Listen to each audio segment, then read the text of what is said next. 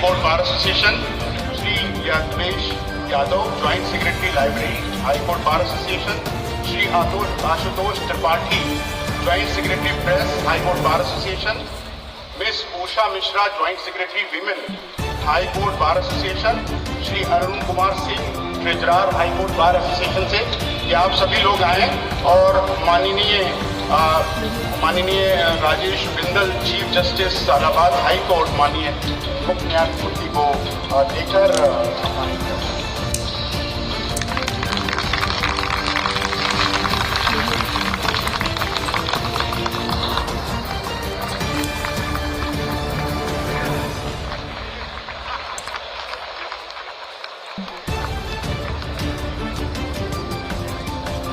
मैं इसी क्रम में रिक्वेस्ट करता हूं miss Pooja Singh, member SCBA, miss Priyanka Sharma, member, miss Annapurna Singh Channi, miss Rakhi Kumari, member, Shri Anuj Kumar Singh, member, ये आप लोग आए और माननीय न्यायमूर्ति श्री प्रतिंदर दिवाकर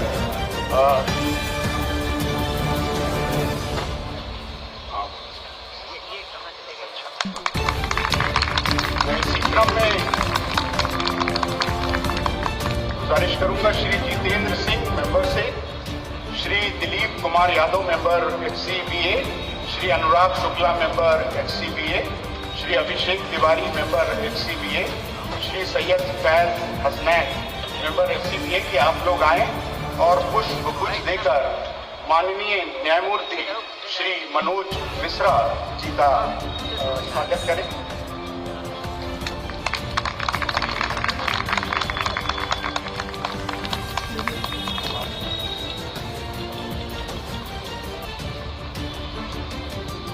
मैं रिक्वेस्ट करूंगा श्री अखिलेश कुमार शुक्ला, मेंबर SCBA, श्री हरिमोहन केसरवानी, श्री दीपांकर द्विवेदी, श्री मानव चौरसिया, श्री विक्रांत नीरज, ये आप लोग आए और पुष्पगुच्छ देकर श्री अजय कुमार मिश्रा जी, एडवोकेट जनरल उत्तर प्रदेश का स्वागत करें।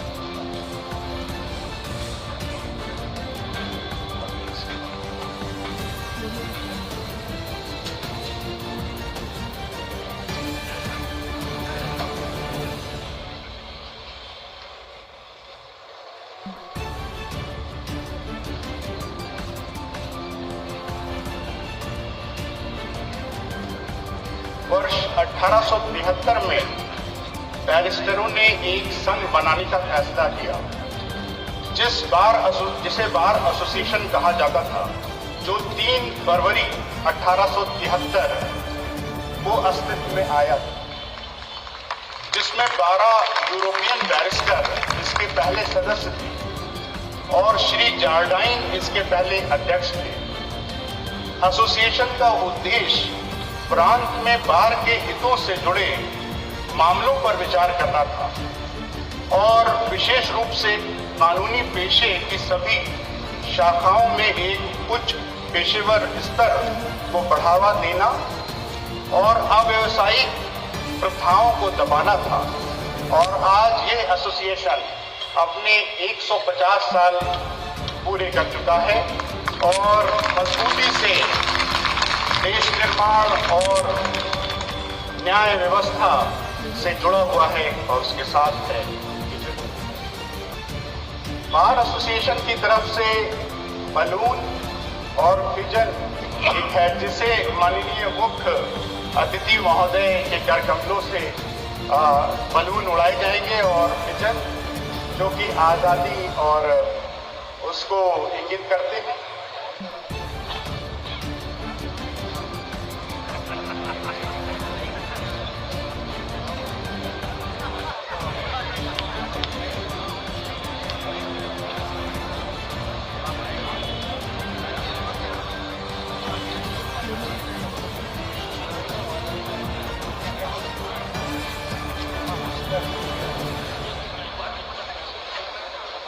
कर रहे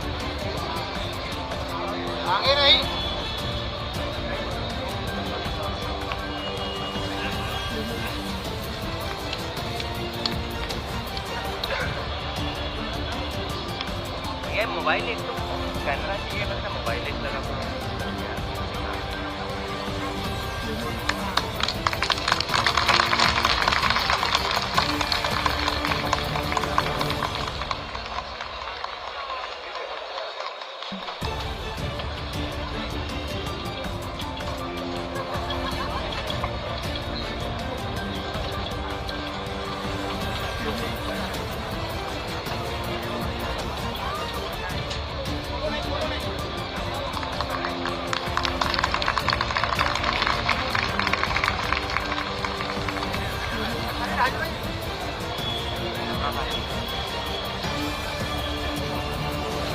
बहुत बहुत धन्यवाद। अब मैं प्रार्थना करूंगा श्री राधाकांत ऊर्धा जी से, जो प्रेसिडेंट हैं हाई कोर्ट बार एसोसिएशन के, कि आप स्वागत उद्बोधन के लिए कृपया मंच पर आए।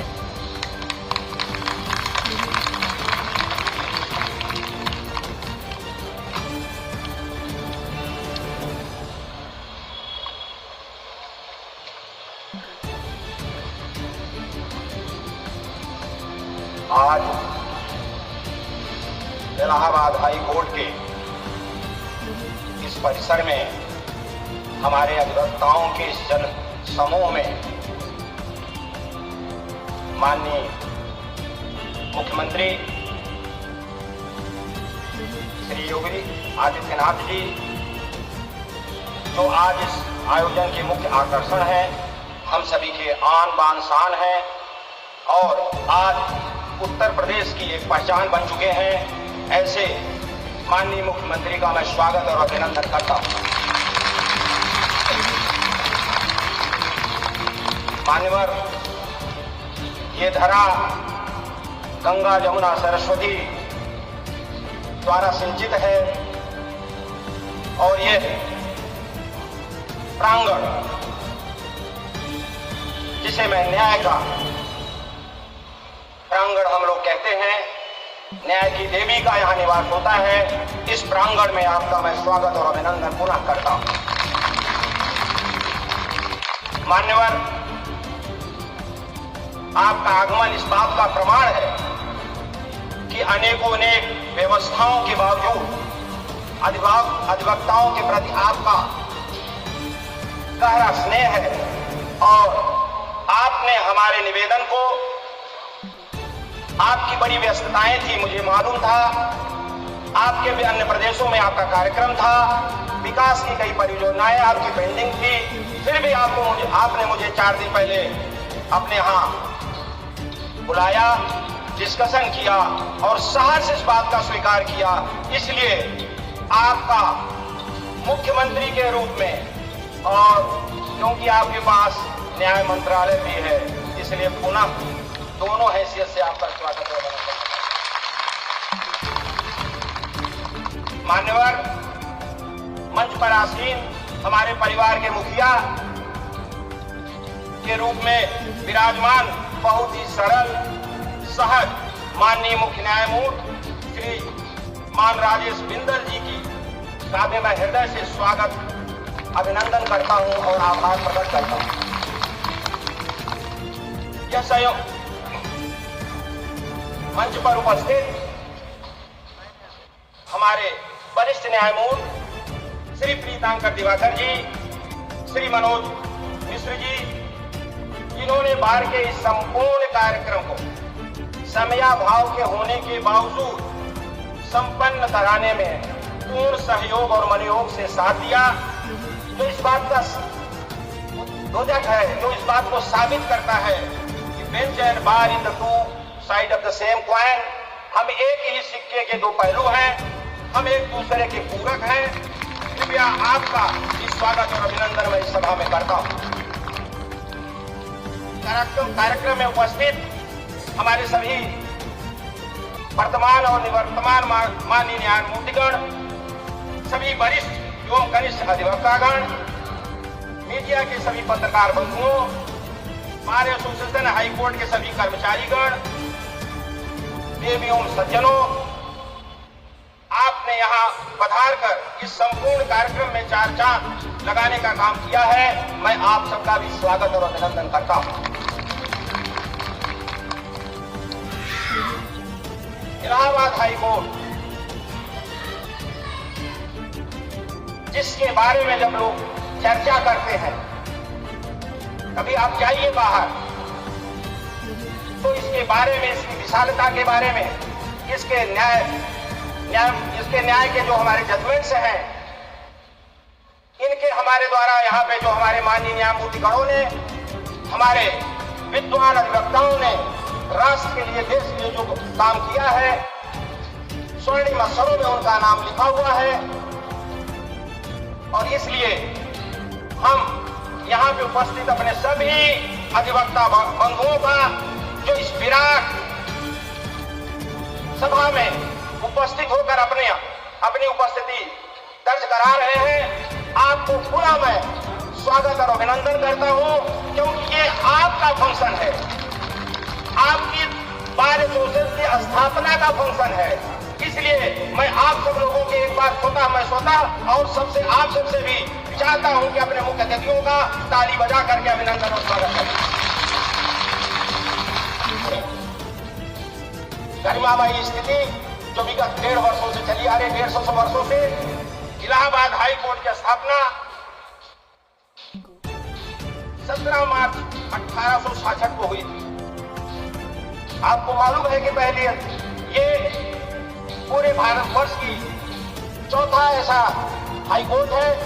कलकत्ता, बंबई और चेन्नई के बाद इसकी स्थापना हुई चार्टर के द्वारा, और पहले आगरा में कुछ दिनों तक स्थापित था। कुछ वर्षों के बाद ही ये इलाहाबाद ट्रांसफर हुआ, यहाँ पे इसकी स्थापना हुई, और पहले ये बोर्ड ऑफ रेवेन्यू में चलता था। ये बिल्डिंग हमारी लगभग 100 साल से ज्यादा हो चुकी है मेरे मित्रों, और हमने इलाहाबाद हाई कोर्ट के 150वीं वर्षगांठ का, अपने उच्च न्यायालय की स्थापना का 150वीं वर्षगांठ 2015 और 16 में बड़े उल्लास और उत्साह के साथ मनाया। मित्रों, ये सौभाग्य है मेरा कि उस समय भी मैं इस बार का अध्यक्ष था, कि आप सबके कारण, आप सबके सहयोग के कारण हुआ था।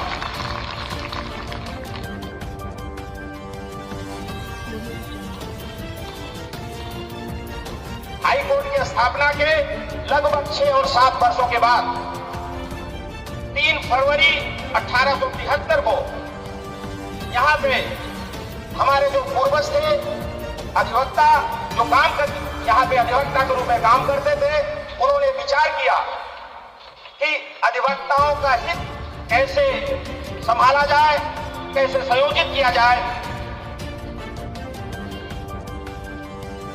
इसलिए 3 फरवरी 1873 को 11 बैरिस्टरों ने इलाहाबाद हाई कोर्ट के नाम से, Allahabad high court bar association के नाम से एक एसोसिएशन की स्थापना की, जो आप जैसे अधिवक्ताओं को उस समय काम करने वालों के हित का ध्यान दें, और कभी भी कोई स्थिति बेंच बार अन्यथा आए तो उसको वो एकता के रूप में जाके प्रदर्शित करें। मित्रों, आज वही दिन है। आज यहाँ पे 3 फरवरी का दिन है, और 150 वर्ष पूरा हो चुका है मेरे मित्रों, और इसलिए हम लोग यहाँ पे अपने बार एसोसिएशन की स्थापना का 150 वर्ष मना रहे हैं। आपको मैं सूचित करना चाहता हूँ कि सेंचुरी, शताब्दी जो हमारा था, उस समय इसको मनाया गया था यहाँ पे, और उस समय हमारे बार के president, one of the legend personality of Allahabad high court bar association, Shri Kanhaiyalal Mishra ji थे, और सेक्रेटरी माननीय श्री जी.एन. वर्मा जी थे, और उन लोग उस समय श्री जी.एस. पाठक साहब जो वाइस प्रेसिडेंट ऑफ इंडिया थे, यहाँ आकर के इसका हमारी शताब्दी समारोह में सम्मिलित हुए थे, और हम लोगों का मान और सम्मान बढ़ाया था। आज वही दिन है कि आज हमारे माननीय मुख्यमंत्री महोदय यहाँ आकर, अपना तो सम्मान आपने बढ़ाया है मेरे माननीय मुख्यमंत्री जी, लेकिन यहाँ उपस्थित हजारों अधिवक्ताओं का भी आपने मान और सम्मान बढ़ाया, इसलिए मैं आपका आभारी हूँ। मैं आपको सूचित करना चाहता हूं माननीय कि इलाहाबाद हाईकोर्ट बार एसोसिएशन आज न केवल भारतवर्ष बल्कि एशिया का सबसे बड़ा बार एसोसिएशन होने का गौरव प्राप्त कर चुका है। अपनी गौरवशाली परंपरा के साथ अनगिनत उपलब्धियों को सजाए हुए अनवरत आगे बढ़ रहा है।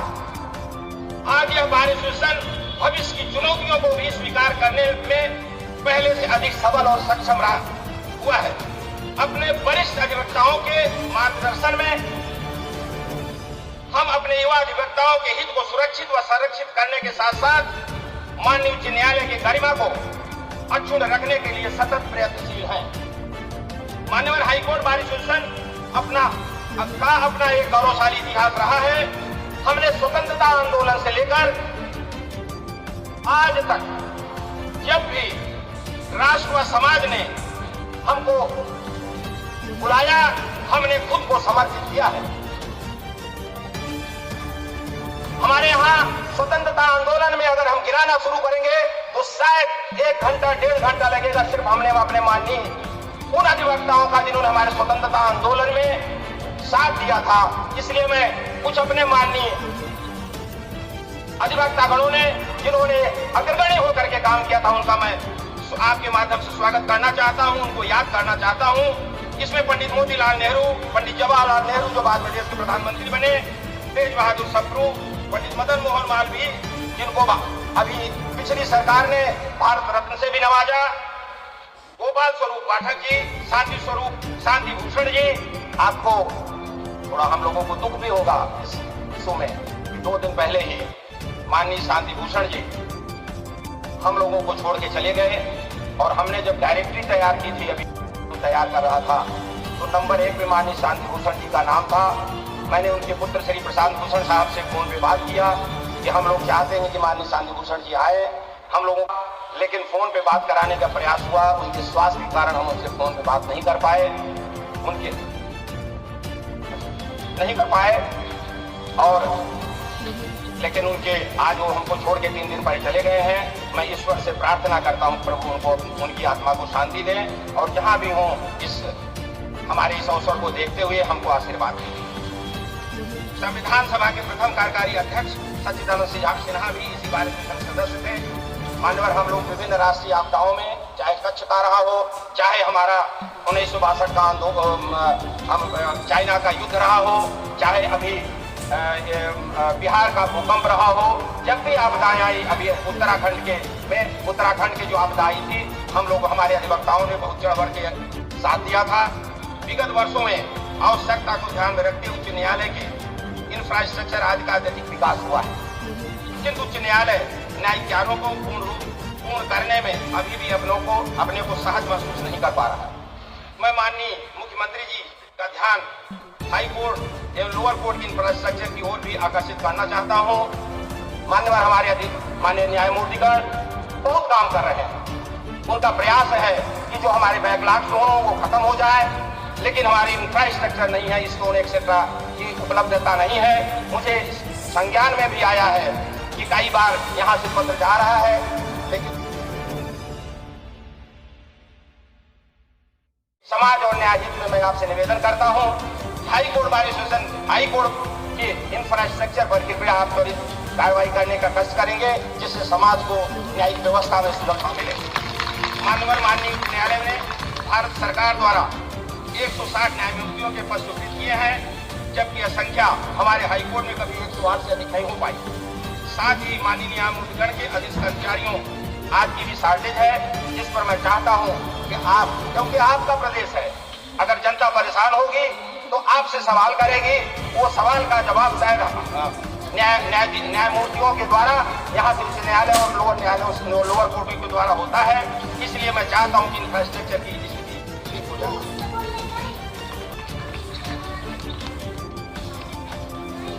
माननीय मुख्यमंत्री जी, आप द्वारा अनेक महत्वपूर्ण कार्यक्रम प्रारंभ किए हैं, जैसे कि 1 डिस्ट्रिक्ट 1 प्रोडक्ट,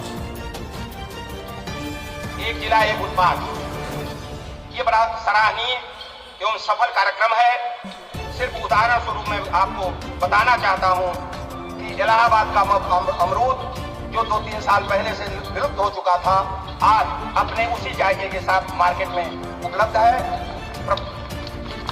पड़ोस के जिले प्रतापगढ़ में आंवला राष्ट्रीय स्तर पर अपना सम्मान पा रहा है। ये आपके इसी प्रोडक्ट का, इसी कार्यक्रम का योगदान है। मान्यवर, आपसे मैं निवेदन करता हूं कि आप इसको रीजनल लेवल में भी डेवलप करें। जैसे गोरखपुर है, वहां पे मेडिसिन की व्यवस्था, मेडिकल हब बनाया जा सकता है। वहां पे गन्ना का है, गन्ना हब बनाया जा सकता है। हमारा बनारस है, वहां पे मार्केटिंग, क्योंकि गोरखपुर में नेपाल से मार्केटिंग बहुत अच्छी होती है, मेरे रिलेशन से सबको मालूम है। वहां पे बनारस में पटना तक की मार्केटिंग होती है। मान्यवर, कानपुर में इंडस्ट्री की व्यवस्था, इसको रीजनल लेवल में अगर आप ध्यान देंगे तो शायद हम इस स्थिति को ले जा पाएंगे। इसी प्रकार मैं अपनी इस प्रयागराज की धरती पे मैं आपसे निवेदन करता हूं कि यहाँ पे उच्च शिक्षा तथा न्याय का हब बनाने का कष्ट करें मान्यवर, जिससे कि इस इलाहाबाद रीजन का विकास हो सके। मान्यवर, आपसे मुझे कहने में कतई संकोच नहीं है, क्योंकि हमारे आप नेता भी हैं, हमारे प्रदेश के मुख्यमंत्री भी हैं। यहाँ पे 2020वीं शताब्दी के अंत तक अगर हम IAS कैडर देखते थे, इलाहाबाद यूनिवर्सिटी से लगभग 40% IAS हमारे इलाहाबाद विश्वविद्यालय के होते थे। मान्यवर, यहाँ पे पंडित सूर्यकांत निराला, सुश्री महादेवी वर्मा, राजकुमार वर्मा जी, आज अनजान यहाँ शिक्षाविद रहे, लेकिन हमारी ये शिक्षा व्यवस्था कहीं शिफ्ट होती नजर आ रही मान्यवर। इसलिए मैं आपसे निवेदन करता हूँ कि अगर इलाहाबाद प्रयागराज को हम एक शिक्षा हब की तरफ यहाँ के सारे इंस्टीट्यूशन यहाँ प्रोटेक्ट रखेंगे और माननीय उच्च न्यायालय से संबंधित सभी संस्थान अगर हम प्रयागराज में स्थापित करेंगे तो शायद ये रीजन वाइज भी इसका विकास होगा और हम लोग भी इससे प्रभावित नहीं होंगे और हमारे लिए फायदा होगा। ये मैं क्यों कह रहा हूँ? इसलिए कह रहा हूँ माननीय कि लोगों को सोचना पड़ना चाहिए, हमारे जो ब्यूरोक्रेट्स को सोचना चाहिए, क्योंकि दिल्ली जो हमारे देश की राजधानी है, उस राजधानी में सारे राष्ट्र के इंस्टीट्यूशन चले गए और आज दिल्ली जो कभी दिल वालों के हुआ करती थी, आज दिल्ली दिल और फेफड़े की बीमारी का कारण हो रहा है। प्रदूषण के कारण वहां स्थिति रहने योग्य नहीं हो रही है। हमारी राष्ट्रीय राजधानी है। मैं ये बात नहीं कह रहा हूं, मैं ये दूरदर्शिता के लिए कह रहा हूं मेरे माननीय मुख्यमंत्री जी, क्योंकि अगर हम लोग किसी एक जगह पोलराइजेशन करके इंस्टीट्यूशन को रख देंगे तो सारी स्थिति शायद आने दिनों में हमारा लखनऊ दिल्ली के बराबर ना हो पाए। इसलिए मैं आपसे करबद्ध प्रार्थना करता हूं कि इसका आप विचार करेंगे। आप स्वतः यशस्वी हैं, आप स्वतः ज्ञानवान हैं, शायद इन बातों को आप ध्यान देकर के सारी स्थिति को देखेंगे। जैसा कि सारे मिनट्स फिक्स हैं, इसलिए मान्यवर मैं आपसे 3 लाइन से कहना चाहूंगा और समय की आवश्यकता है, हमारे बार की स्थितियां हैं।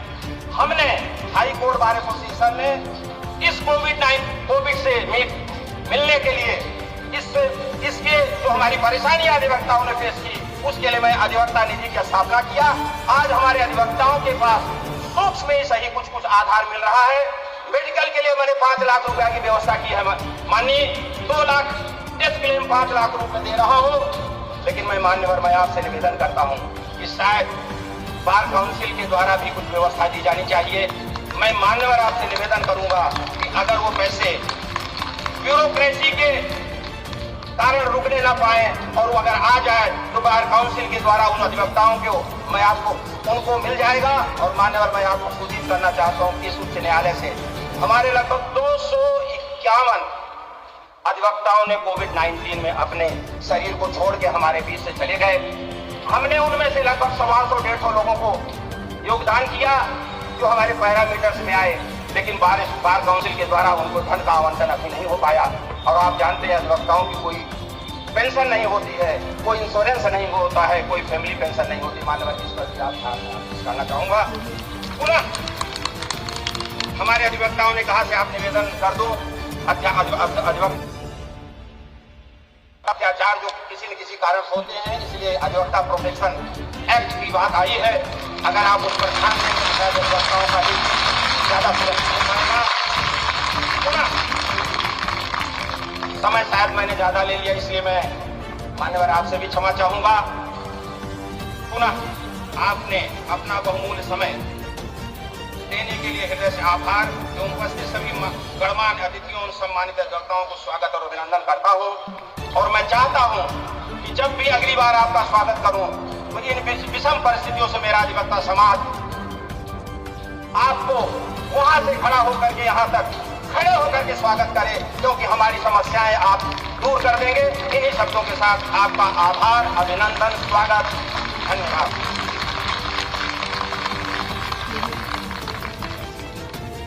बहुत बहुत धन्यवाद अध्यक्ष जी।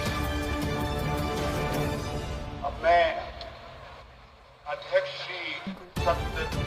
श्री राधाकांत ओझा जी और ऑनरेरी सेक्रेटरी श्री सत्यवीर सिंह यादव जी से रिक्वेस्ट करूंगा कि आप लोग स्मृति चिन्ह देखकर माननीय मुख्य अतिथि महोदय का स्वागत करें। स्मृति चिन्ह के बाद दोनों लोग हाथ में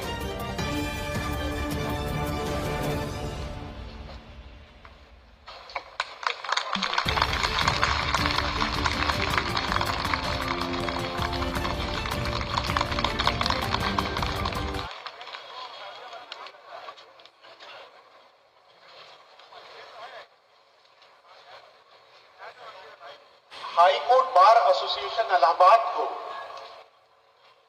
कुछ अधिवक्ताओं ने अपनी मेहनत और अपने डिस्टिंक्ट कंट्रीब्यूशन से सींचा है, जो इतिहास के पन्नों पर अपना एक स्थान रखता है। और उन्हीं माननीय अधिवक्ताओं में से जो आज हमारे बीच नहीं है, कई माननीय न्यायमूर्ति महोदय यहाँ हैं, वो उनके सुपुत्र हैं और उसी परिवार से हैं जिनके फोटो का अनावरण होना है। साथ ही साथ हाईकोर्ट बार एसोसिएशन अपने एसोसिएशन को और कंडक्ट को वकीलों के रेगुलेट करता है बाई लॉज से, और समय समय पर उसमें संशोधन होते रहते हैं। तो जो अब संशोधित बाई लॉज है उनका भी अनावरण होगा। रिक्वेस्ट होगी माननीय अतिथि महोदय से, मुख्य अतिथि महोदय और अन्य अतिथियों से कि कृपया उसका अनावरण करें और अनुग्रहित करें।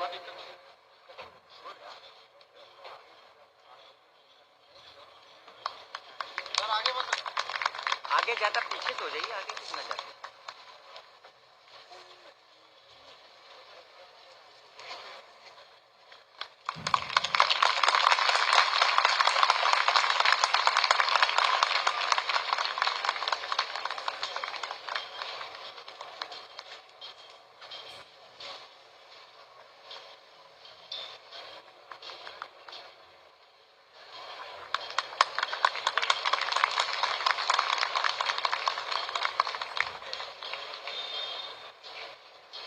जो फोटोग्राफ्स अनवील होने हैं उसमें स्वर्गीय श्री पंडित केसरीनाथ त्रिपाठी जी, स्वर्गीय श्री आरपी गोयल जी, स्वर्गीय श्री एससी बुधवार जी, स्वर्गीय श्री रंगनाथ मिश्रा जी,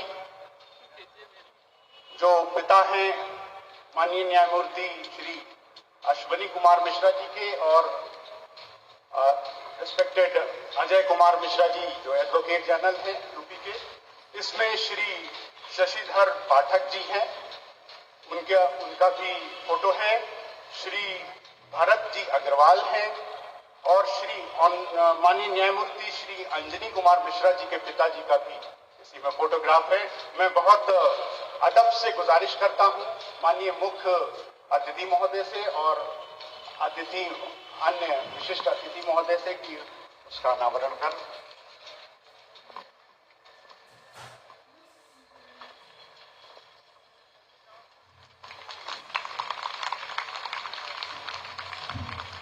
भैया यार उधर चले जाओ।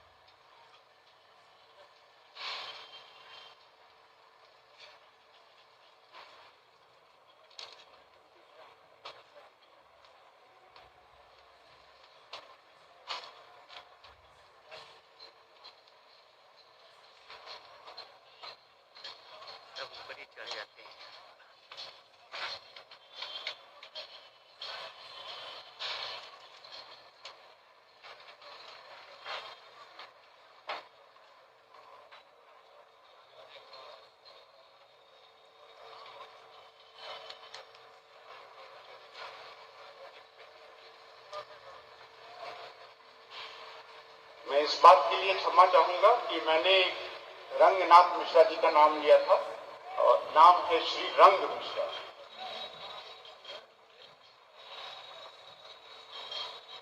It is a momentous occasion for the High Court Bar Association as it is celebrating 60th centennial of its birth. We feel delighted and honored by the benign presence of Honorable Mr. Justice Rajesh Bindal, Chief Justice Allahabad High Court.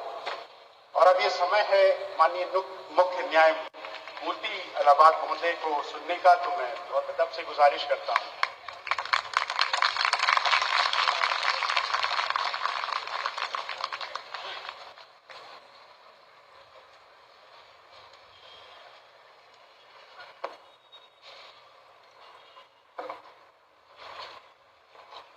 सबको मेरा बहुत बहुत सादर नमस्कार, प्रणाम। प्रयागराज में आके थोड़ी हिंदी मैंने ठीक की है।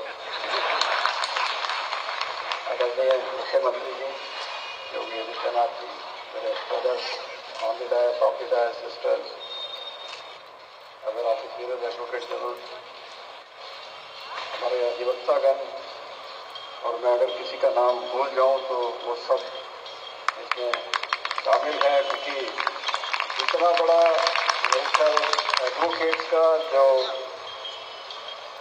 गैदरिंग है वो मैंने तो कहीं नहीं देखी। हमारी पंजाब हरियाणा हाई कोर्ट भी काफ़ी बड़ी है, फोर्थ लार्जेस्ट है, बट थर्ड लार्जेस्ट है, बट इतना जमाव नहीं होता।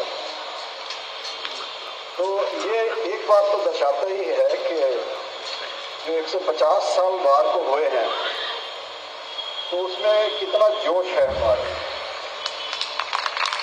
और ये जोश होना भी चाहिए। जैसा राधाकांत जी ने बताया आपको अभी कि ये तो वो धरती है जहाँ से फ्रीडम स्ट्रगल की बहुत सारी चीज़ें हुई। बहुत सारी जगह है हमारे हिंदुस्तान में, बट ये भी बहुत इम्पोर्टेंट प्लेस है। और वो एक चीज़ हमारे को जरूर सिखाती है, जो फ्रीडम स्ट्रगल थी, जिसमें बहुत सारे हमारे अधिवक्ता थे। हमारे जो राष्ट्रपिता महात्मा गांधी, वो भी एक अधिवक्ता ही थे, और प्रोबेबली एक ही एडवोकेट है जिसको ये उपाधि मिली है राष्ट्रपिता की, वो एडवोकेट थे। तो आप मतलब अचीवमेंट क्या है, उनका क्या रिकॉर्ड है, क्या ऑनर है हमारे इसमें, वो हम सब जानते हैं हिस्ट्री में। पर एक चीज़ हमारे को, ये जो फ्रीडम स्ट्रगल की मूवमेंट है जिसके अंदर इतने एडवोकेट ने पार्टिसिपेट किया, और वो एडवोकेट्स भी वो थे जो बड़ी अच्छी अच्छी फैमिलीज से थे, कि हमारे को एक वकालत तो एक ठीक है, हमारा एक पेशा है, उससे हमने अपना रोजी रोटी भी कमानी है, बट सेल्फलेस सर्विस के नेशन के लिए हम क्या कर सकते, ये एक बहुत बड़ी सीख हमारे को उससे लेनी चाहिए। क्योंकि हम कई दफ़ा ये सोचते हैं कि देश ने हमारे लिए क्या किया, और सोचना थोड़ा ये है कि हमने देश के लिए क्या किया। अगर हम उस तरफ चलेंगे तो कभी कोई भी मुकाम हमारे लिए, और ख़ासकर यहाँ जितनी यूनिटी और जितनी एकता और जितनी सभ्यता भी मैं कहूँगा बहुत है, क्योंकि मैं मेरे ख्याल यहाँ पे यंगेस्ट होऊंगा इन द सेंस के प्रयागराज में। आप लोग तो सबको ज़्यादा पता है प्रयागराज का, क्योंकि मैं तो यहाँ अक्टूबर 11-21 से हूँ, तो मेरे बाद से आने वाले अधिवक्ता शायद थोड़े कम ही होंगे जो 1 साल से ही ज्वाइन किया है जिन्होंने, तो मैं youngest member of the family हूँ। तो मेरा एक्सपीरियंस 1 साल में ये है कि मैंने किसी अधिवक्ता को कोर्ट में कोई ऐसा मिसबिहेव वाली बात नहीं देखी, तो जो ये शो करता है कि कितनी हम्बलनेस है। और शायद ये धरती ऐसी है कि यहाँ पे कोई किसी का मूड लड़ने का कम होता है। ऐसे कई दफ़ा गुस्सा मेरे को भी आता है, मैं भी कह देता हूँ कोई चीज़, बट वो एक रूटीन की, एक इन सेंस के केस से रिलेटेड सारी चीज़ें, और कोई किसी के मन में कोई ऐसी चीज़ नहीं होती। बाकी हमारी ड्यूटी भी बहुत है एज एडवोकेट, जो एक देश के लिए सेवा है या सेल्फलेस सर्विस के साथ, वो ड्यूटी है हमारे लिटिगेंट की तरफ। क्योंकि हमने जो पीछे से हिस्ट्री देख रहे हैं तो हम उस हिस्ट्री के ऊपर बैठ के काम नहीं चलेगा कि हमारी पास्ट बहुत अच्छा था। हमारे को ये देखना पड़ेगा कि उस पास्ट को हम फ्यूचर में और आगे कैसे लेके जाएं। तो उसकी रिस्पॉन्सिबिलिटी हमारे ऊपर है। गाइडेंस हमारे को पास्ट से मिलेगी, बट आगे कैसे लेके जाएंगे और ऊंचे शिखर पे कैसे लेके जाएंगे उसको, आई थिंक वो सब रिस्पॉन्सिबिलिटी हमारे ऊपर है।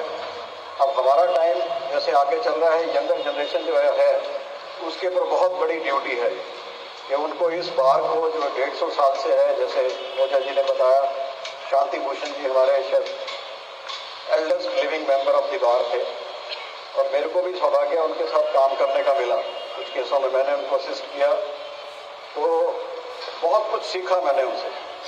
तो ये उस टाइम के एडवोकेट्स थे, कितने मेटिकुलस वो काम करते थे। तो ये सारी चीज़ें बहुत सारी आपको यंग जो एडवोकेट्स हैं उनको, जो हमारे सीनियर्स हैं, उनसे सीखना चाहिए, क्योंकि एक्सपीरियंस जो है वो बहुत मैटर करता है। कैसे काम करते हैं हमारे सीनियर एडवोकेट, वो चीज़ें हम कहीं कैंटीन में चाय पीने से नहीं सीख सकते। वो हम सीख सकते हैं अगर हम कोर्ट में बैठेंगे, अगर हमारा फ्री टाइम होगा। हमारे बहुत अच्छे अच्छे सीनियर एडवोकेट्स हैं यहाँ पे, आप उनको सुनिए वहाँ पे कि कैसे आर्ग्यू करते हैं केसेस को, कैसे वो कोर्ट के क्वेश्चंस को आंसर करते हैं, तब आप सीख सकेंगे। और ये सारी जो हमारी पीछे का ट्रेडिशन है या हमारा जो नाम है इलाहाबाद का, उसको और आगे लेके जाएंगे। हमारी नाम सारी जगह होता है क्योंकि लार्जेस्ट इन दी कंट्री तो हम है ही हैं, बाकी वर्ल्ड के लिए तो चलो एक तरफ करते हैं। जितनी भी मीटिंग्स हम अटेंड करते हैं, हमारी मीटिंग्स काफ़ी होती हैं, तो उसमें एक चीज़ सबसे आगे आती है कि भाई इलाहाबाद में क्या हो रहा है। क्योंकि कोई चीज़ का सोल्यूशन अगर हमारे पास है तो वो कंट्री में किसी भी कोर्ट में अप्लाई हो सकता है। बट एक चीज़ जरूर है कि हमारी प्रॉब्लम्स भी यूनिक हैं, हमारे पास सॉल्यूशंस भी डिफरेंट हैं as compare to any other high court, क्योंकि हमारे पास नंबर इतना है। बट एक चीज़ की मेरे को खुशी है कि डिस्पाइट कोविड मेरे को यहाँ आए अराउंड 1.25 साल हो गया। नंबर ऑफ जजेस भी हमारे काफ़ी कम हैं, 160 की स्ट्रेंथ है और प्रेजेंटली 96 हैं और 100 के करीब ही रहे। फिर भी जितनी फाइलिंग हमारे यहाँ केसेस की हो रही थी, अबाउट उतनी ही डिस्पोजल है। और इसके अंदर मैं ये कहूँगा, हमारा तो जितना कंट्रीब्यूशन जजेस का है वो काम करते ही है, बट उसमें बार का बहुत बड़ा रोल है, क्योंकि उनकी असिस्टेंस के बिना ये पॉसिबल नहीं है। नंबर बहुत है केसेस का, पर फिर भी हमने देखा कि आप शाम तक 4 बजे तक भी बैठे हैं कोर्ट में, कुछ जजेस थोड़ा लेट भी बैठते हैं, तो हर टाइम एडवोकेट्स तैयार हैं बहस करने के लिए। तो उसी से ये सारी चीज़ें हमारे को मिलती हैं। और दूसरा कोविड का पीरियड था, उसके अंदर भी हमने बहुत सारे अपने जो एडवोकेट ब्रदर्स हमारे हैं उनको भी खोया, हमारे स्टाफ को भी बहुत लॉस हुआ और कुछ जजेस का भी लॉस हमारे को हुआ। बट ये शो करता है कि हमारे इस सिस्टम ने उस कोविड पीरियड में भी एकदम जो फ्रंट लाइन वर्कर्स जिससे हम बात करते थे, तो वो भी एक फ्रंट लाइन वर्कर्स की तरह उन्होंने काम किया। और मेरे ख्याल सबसे पहले शायद इलाहाबाद हाई कोर्ट ने वर्किंग ओपन शुरू की थी, ओपन कोर्ट की। और पूरे कोविड के अंदर या ऑनलाइन या ओपन कोर्ट से ये सारा सिस्टम चलता रहा, क्योंकि हम एक्सेस टू जस्टिस जो है उसको बंद नहीं कर सकते थे। और एक चीज़ बड़ी यूनिक यहाँ पे है, अभी ओझा जी ने कहा कुछ प्रॉब्लम्स हैं, वो चलती रहती हैं प्रॉब्लम्स, ऐसी कोई दिक्कत ज़्यादा उसमें नहीं आती। बट मैंने यहाँ जो देखा अभी जो प्रोजेक्ट हमारा एक बन रहा है, जिसके अंदर 2000 से ज़्यादा कार की पार्किंग का है, अराउंड 1500 टू व्हीलर का है और 2200 चैम्बर्स एडवोकेट्स। इतने मेरे ख्याल सारे हिंदुस्तान में किसी हाई कोर्ट में कोई सोच भी नहीं सकता। ये इतना बड़ा प्रोजेक्ट जिसकी कॉस्ट अबाउट 700 करोड़ रुपीज़ है, ये शायद ही मेरे ख्याल कहीं सोच भी सकता है, कोई एग्जिस्टिंग तो है नहीं। तो ये पॉसिबल हुआ है स्टेट की कॉन्ट्रीब्यूशन से, अदरवाइज चैम्बर एडवोकेट और ये इतना बड़ा अमाउंट जो है वो आपके लिए दिया है, क्योंकि आपके पास अगर फैसिलिटीज़ ठीक होंगी तो आपकी भी फिर तैयारी है, कॉन्ट्रीब्यूशन है, वो उतना ही ज़्यादा होगी। अदरवाइज आप देखते हैं पार्किंग की कितनी प्रॉब्लम है यहाँ सारी। और एक चीज़ जरूर मैं आपसे कहूँगा कि हमारे बहुत सारे वक्ता भाई हैं यहाँ पे, ये मेरे को भी एक बार चीफ जस्टिस ऑफ इंडिया साहब ने एक फंक्शन में हम थे तो कहा बिंदल साहब आपके यहाँ शायद कोई पुल के नीचे भी एडवोकेट बैठते हैं कहीं, तो मैं उनको जवाब नहीं दे सका, बट ये थोड़ा अच्छा नहीं। Have been members of the High Court Bar Association. The administration of justice has a close interface with the lives of citizens. Efficient dispensation of justice enhances the legitimacy and credibility of the justice delivery system. Citizens have faith in the judicial system and they move the courts with the hope of an early resolution of disputes.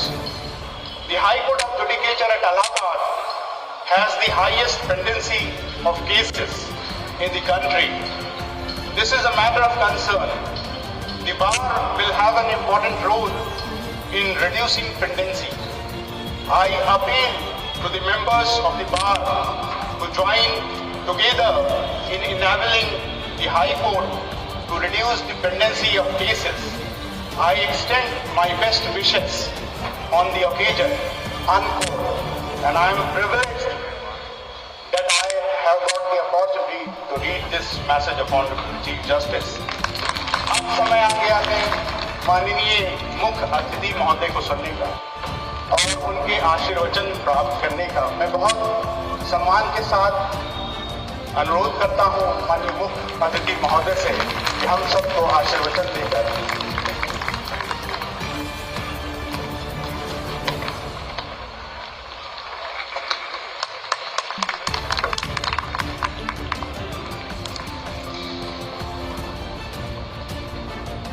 Allahabad high court bar association की स्थापना के 150 वर्ष पूर्ण होने पर आयोजित आज के इस कार्यक्रम में माननीय मुख्य न्यायमूर्ति माननीय श्री राजेश बिंदल जी, उच्च न्यायालय इलाहाबाद के वरिष्ठ न्यायमूर्ति माननीय श्री तीर्थंकर दिवाकर जी, माननीय न्यायमूर्ति माननीय श्री मनोज मिश्रा जी, उत्तर प्रदेश शासन के महाधिवक्ता माननीय श्री अजय कुमार मिश्र जी, अध्यक्ष हाई कोर्ट बार एसोसिएशन सम्मान्य श्री राधाकांत ओझा जी, महासचिव high court bar association Shri Satyadhir Singh Jadaun ji, Uttar Pradesh सरकार में मेरे सहयोगी मंत्री श्री नंद गोपाल गुप्ता नंदी जी, इलाहाबाद उच्च न्यायालय के सभी माननीय न्यायमूर्तिगण, बार एसोसिएशन के सभी पदाधिकारीगण और आज यहाँ पर प्रयागराज की इस धरती पर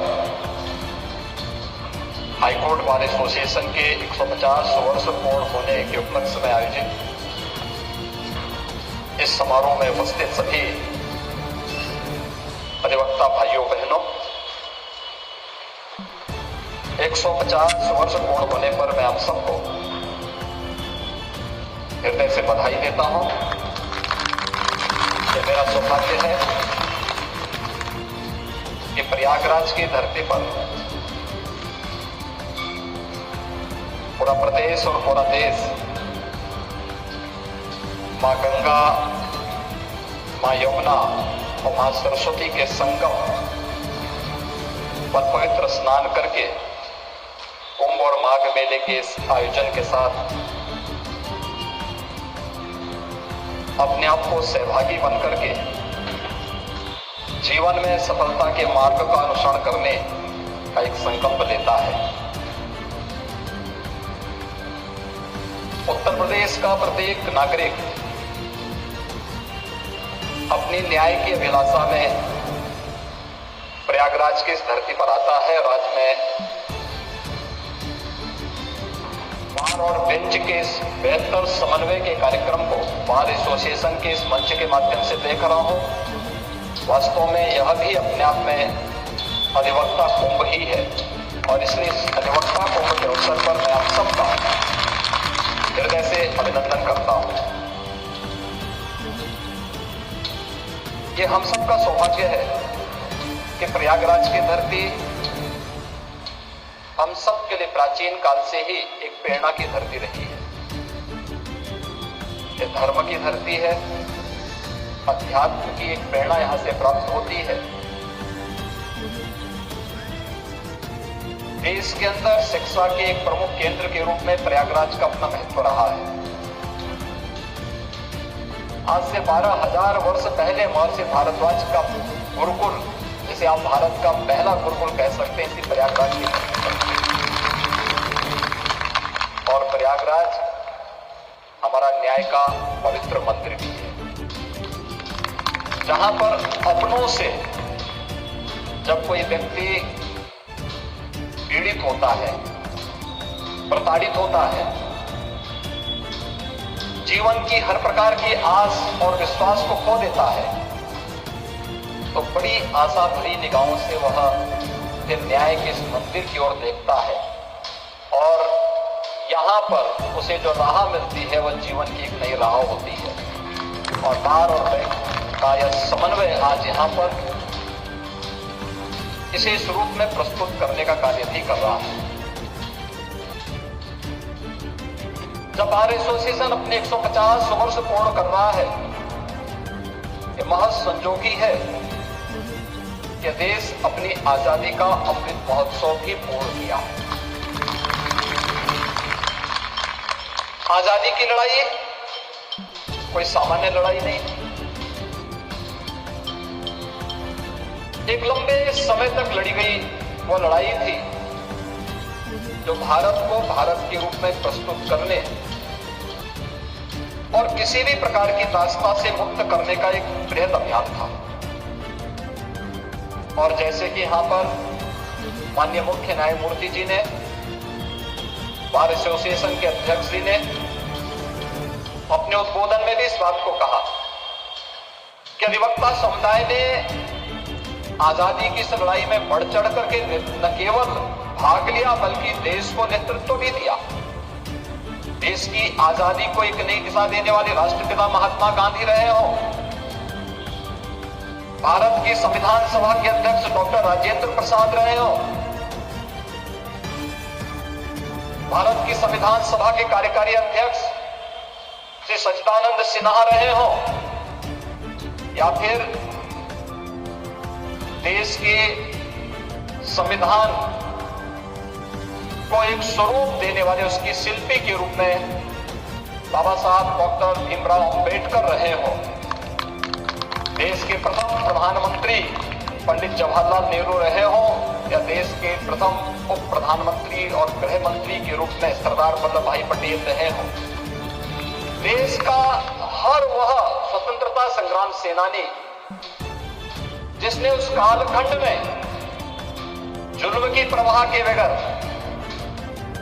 लगातार देश की आजादी के लिए लड़ता रहा, जूझता रहा, उसमें अधिवक्ता समुदाय अग्रणी भूमिका में था। और अपनी इस पुरातन पहचान को एक बार फिर से आगे ले जाने की आवश्यकता है। और इसमें तो इलाहाबाद हाईकोर्ट की तो अपनी बहुत महत्वपूर्ण भूमिका रही। हर एक क्षेत्र में इलाहाबाद हाईकोर्ट ने देश को नेतृत्व दिया है। जब पिछले दिनों में देख रहा था, दिल्ली में चीफ मिनिस्टर्स और चीफ जस्टिसेस की एक बैठक थी। देश के अंदर लोक अदालत के परिणाम क्या है जब ये आ रहा था, तो पूरे देश के अंदर जितने मुकदमों का निस्तारण हुआ था उनमें से आधे से अधिक अकेले उत्तर प्रदेश से हुए। यानी उत्तर प्रदेश कौन सा ऐसा क्षेत्र था जिसमें उसने नेतृत्व न दिया हो, और आज फिर उस भूमिका के साथ उत्तर प्रदेश जाना जा रहा है। लेकिन ये एक सामूहिकता का प्रयास है। मेरे पास ओझा जी जब आए थे कि हमारी पार का 150 वर्ष पूर्ण होने जा रहा है, हम एक कार्यक्रम आयोजित कर रहे हैं। और इस कार्यक्रम में अगर आप भी आते तो अच्छा रहता। मैंने कहा एक कार्यक्रम में बताइए केवल पार का ही है या इसमें बेंच भी है? उन्होंने कहा नहीं, हमने वहां पर मुख्य न्यायमूर्ति महोदय से भी और अपने अन्य वरिष्ठ न्यायमूर्तियों से भी हमारी चर्चा हो गई। सभी लोग इसमें कार्यक्रम में सहभागी बनेंगे और मिलकर के कार्यक्रम आगे बढ़ेगा। तो मैंने कहा मैं जरूर इसमें प्रयास करूंगा मैं भी आने का। और मुझे पसंद था कि आज ये कार्यक्रम यहाँ पर मिलकर के अपने गौरवपूर्ण 150 वर्षों की यात्रा के अवलोकन का एक अवसर हमें प्रदान कर रहा है। इन 150 वर्षों में हमने क्या पाया और क्या खोया है, इसमें जरूर चिंतन होना चाहिए।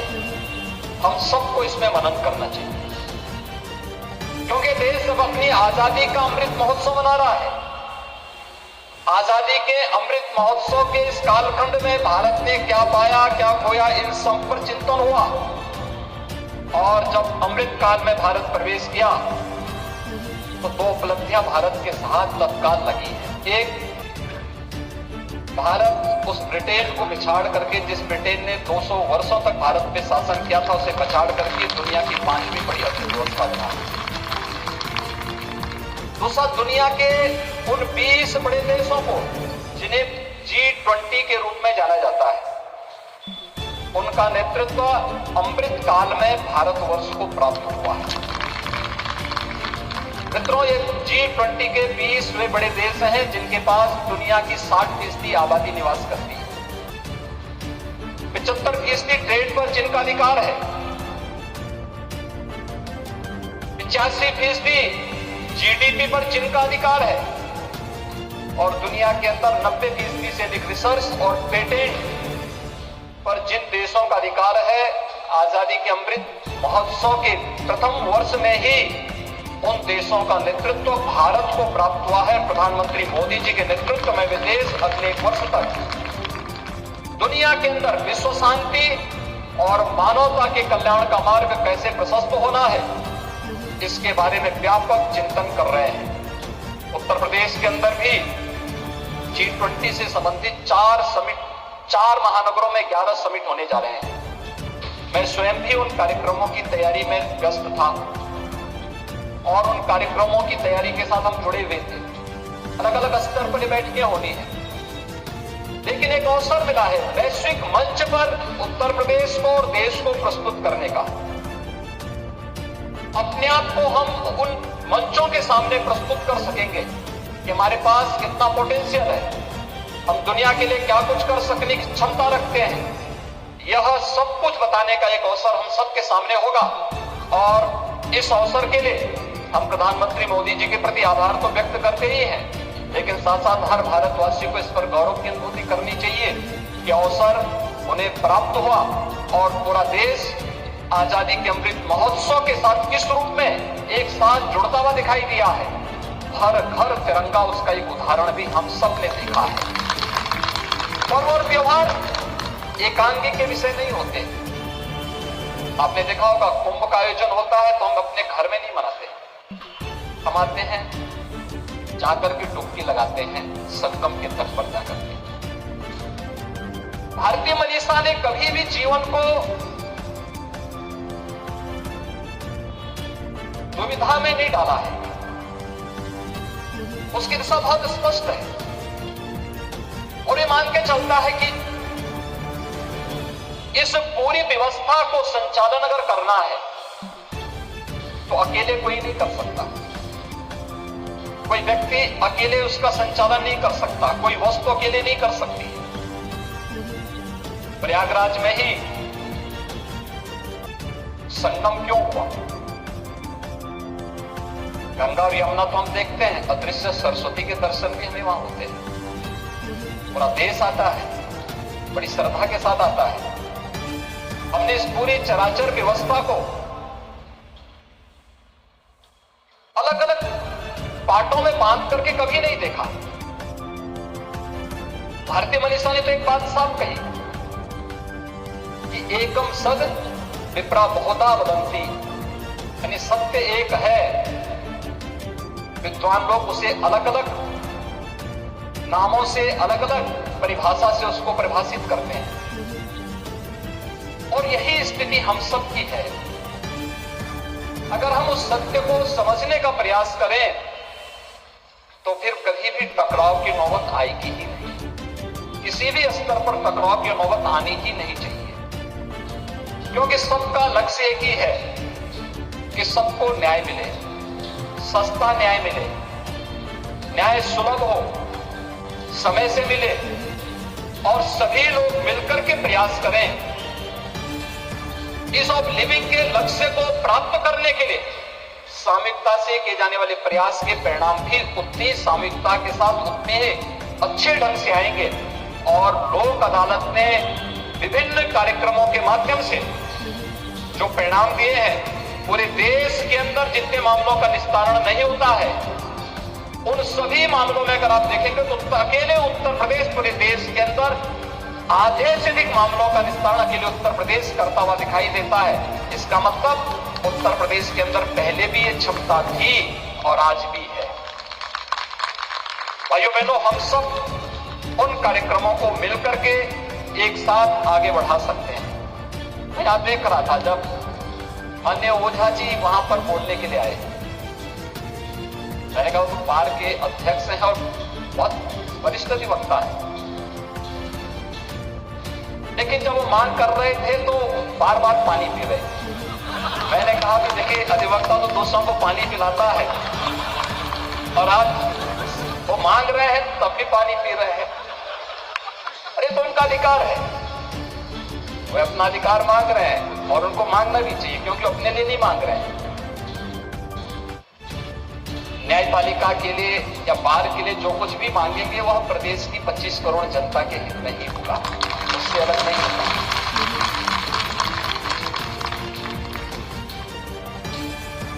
हम भी बार बार जब मुख्यमंत्री और मुख्य न्यायाधीश की बैठक होती है तो न्यायपालिका के इंफ्रास्ट्रक्चर को लेकर के होती है, न्यायपालिका से संबंधित उन मुद्दों को लेकर के होती है जो प्रदेश को सही और सस्ता न्याय देने के लिए हम आगे बढ़ा सकते हैं। और उन कार्यक्रमों को तेजी के साथ आगे बढ़ाने की तमन्ना सबकी है। शासन की भी वही मंशा है और राज्य की भी, शासन की भी वही मंशा है, न्यायपालिका की भी वही मंशा है। और बार जब उसके साथ जुड़ जाता है तो उसको और तेजी के साथ आगे बढ़ाने में मदद मिल सकती है।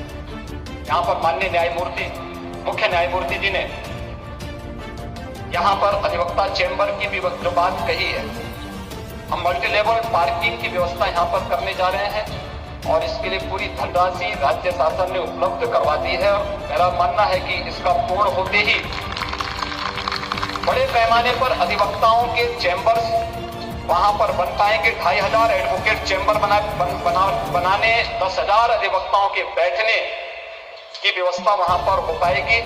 और उसमें कहीं भी मुझे नहीं लगता है कि इसके बाद कोई अन्य समस्या वहां पर आनी चाहिए।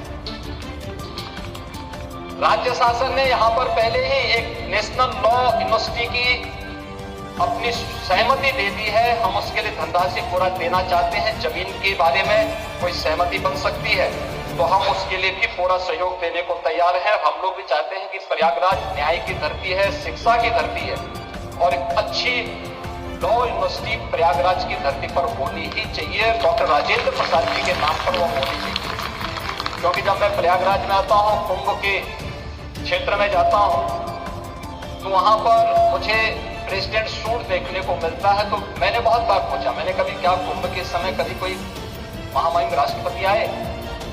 कहा आए, लेकिन यहाँ पे कल्पवास के लिए केवल डॉक्टर राजेंद्र प्रसाद जी आते थे। आप सोचिए, राष्ट्रपति के रूप में भी उन्होंने अपनी विरासत को नहीं छोड़ा, वे नियमित रूप से आते थे और उनके नाम पर ये यूनिवर्सिटी बने और जल्दी बने, बहुत तेजी के साथ आगे कार्य हो।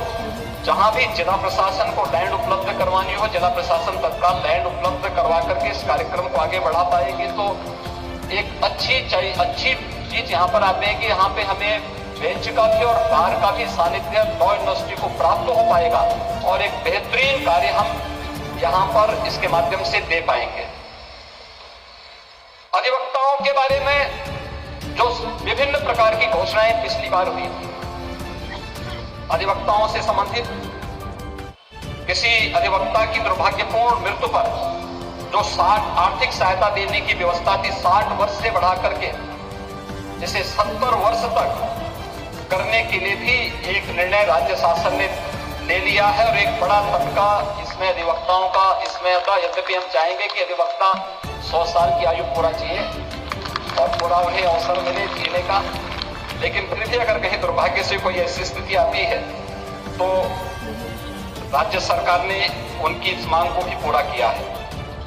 अधिवक्ता कल्याण निधि में पंजीकरण के 30 वर्ष की संस्था पूर्ण होने पर त्यागपत्र देने या मृत्यु होने की दिशा में उनके आश्रित को अधिवक्ता कल्याण निधि की राशि को 1.5 लाख से 5 लाख रुपए करने की व्यवस्था भी हम लोगों ने कर ली है। और इससे संबंधित जो भी संशोधन होने थे वह भी शासन स्तर पर निर्णित हो चुका है, उसको भी लागू किया जा चुका है। युवा अधिवक्ताओं को कार्य करने के शुरुआती 3 वर्ष के लिए उन्हें जो पुस्तक और पत्रिका आदि क्रय करने के लिए दी जाने वाली राशि की वित्तीय स्वीकृति की भी यहां पर शासन ने इससे संबंधित आदेश भी पहले ही निर्गत कर चुकी है।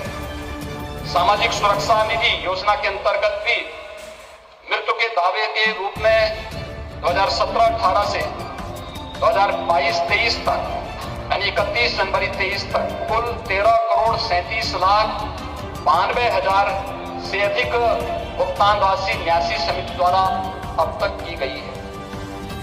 सामाजिक सुरक्षा निधि योजना के अंतर्गत सस्ता वापसी के रूप में भी 17-18 से और 22-23 तक 47,83,07,900 से अधिक राशि का भुगतान न्यासी समिति के द्वारा अब तक किया गया है।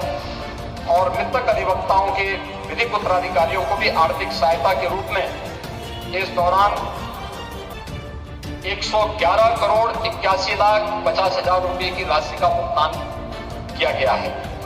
इसके अलावा केवल हाईकोर्ट में ही नहीं, जनपद न्यायालयों में भी अभी मुख्य न्यायमूर्ति महोदय ने और राज्य शासन को इसके बारे में निर्देश भी दिया था और मैंने स्वयं भी इसकी बैठक ली थी कि जहां पर अभी डिस्ट्रिक्ट कोर्ट नहीं बने हैं वहां पे इंटीग्रेटेड कोर्ट बिल्डिंग बनाने के साथ साथ हम लोगों ने जिला मुख्यालयों को भी और कमिश्नरी मुख्यालय को भी इंटीग्रेटेड मुख्यालय बनाने की दिशा में कार्य प्रारंभ किया है। हम लोग चाहेंगे कि वास्तव में एक मॉडल बनेगा, ये न केवल उत्तर प्रदेश के लिए बल्कि देश के लिए, पूरी न्यायिक व्यवस्था के लिए भी और प्रशासनिक व्यवस्था के लिए। इस पर कार्य हमारा बहुत तेजी के साथ आगे चल रहा है, लेकिन साथ साथ जनपद न्यायालयों में भी अधिवक्ताओं की चैम्बर बने।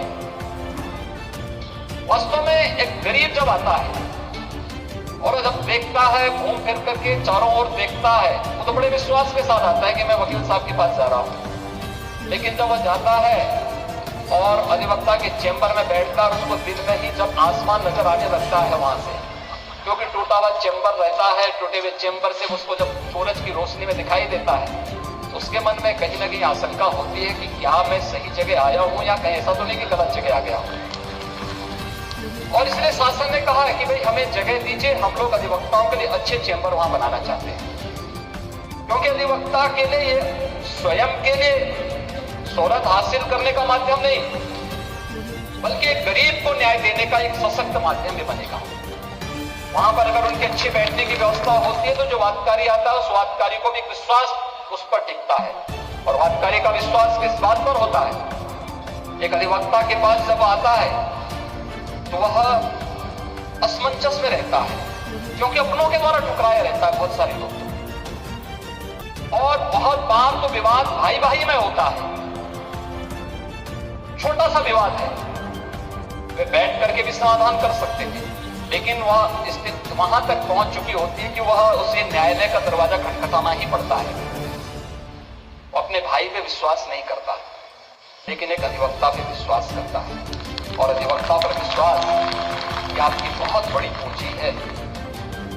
उस पूंजी को संजोए रखना, उसको समय से न्याय दिलाने के लिए प्रयास करना और उसके लिए जो भी इंफ्रास्ट्रक्चर वहां पर तात्कालिक रूप से चाहिए, इसके लिए जनपद स्तर पर भी अधिवक्ताओं के चेंबर बनाने के लिए राज्य शासन ने कई जनपदों में हम लोगों ने पैसा उपलब्ध करवाया है। कई जनपदों में हम लोगों ने प्रस्ताव मांगे हैं।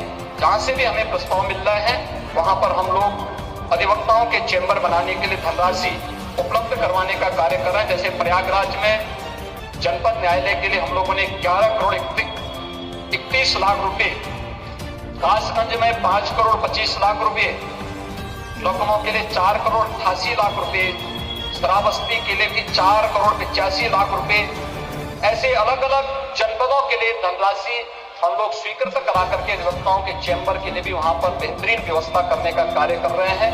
मैं आज के इस अवसर पर जब 150 वर्ष की एक लंबी यात्रा अनेक उतार चढ़ावों के बावजूद की गई, यहाँ पर जब बार एसोसिएशन के इतिहास के बारे में बताया जा रहा था कि 150 वर्षों के इस इतिहास में अनेक अवसर आए हैं जब एक दूसरे को मान्यता देने में कोताही बरती गई। अंततः जब सभी मिलकर के एक हुए, आज वह बार एसोसिएशन के रूप में न केवल उच्च न्यायालय की बल्कि उत्तर प्रदेश की 25 करोड़ जनता के विश्वास के प्रतीक के रूप में आप सब यहाँ पर मिलकर के लोगों को, आम जनमानस को न्याय दिलाने के लिए पूरी प्रतिबद्धता के साथ कार्य कर रहे हैं। 150 वर्षों की शानदार यात्रा के लिए मैं एक बार फिर से इलाहाबाद हाईकोर्ट बार एसोसिएशन को हृदय से बधाई देता हूं, अपनी शुभकामनाएं देता हूं और विश्वास व्यक्त करता हूं कि बार और बेंच के साथ साथ न्यायपालिका और कार्यपालिका मिलकर के सही और सस्ता और सुलभ न्याय दिलाने के लिए कैसे प्रयास कर सकते हैं, इस दिशा में हम सबको मिलकर के प्रयास करना होगा। मैं एक बार फिर से मुख्य न्यायमूर्ति जी को, यहाँ के अपने वरिष्ठ न्यायमूर्तिगणों को और आप सभी बार एसोसिएशन के पदाधिकारियों को, अपने विधि अधिकारियों को मैं हृदय से धन्यवाद देता हूं कि उन्होंने बार एसोसिएशन के इस शानदार कार्यक्रम को, 2 दिवसीय कार्यक्रम को आगे बढ़ाने के लिए आज इलाहाबाद उच्च न्यायालय की इस भूमि का उपयोग करने की पूरी अनुमति दी और इस कार्यक्रम को शानदार तरीके से आगे बढ़ाया है। मैं एक बार फिर से इस पूरे कार्यक्रम के प्रति अपनी शुभकामनाएं देता हूं। धन्यवाद। जय हिंद।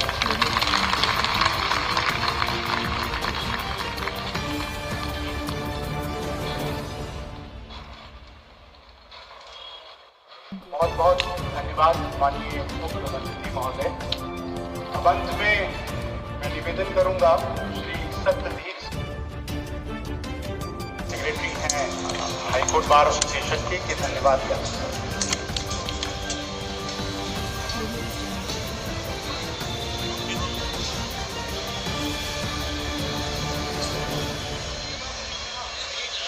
आज मां गंगा यमुना सरस्वती के पावन तट पर एकत्रित इस जन समूह के बीच में उपस्थित मुख्य अतिथि माननीय मुख्यमंत्री आदरणीय योगी आदित्यनाथ जी और विशिष्ट अतिथि के रूप में उपस्थित हमारे मुख्य न्यायमूर्ति आदरणीय श्री राजेश बिंदल जी, मंच पर उपस्थित वरिष्ठ न्यायमूर्ति श्री प्रीतिंकर दिवाकर जी, न्यायमूर्ति श्री मनोज मिश्रा जी,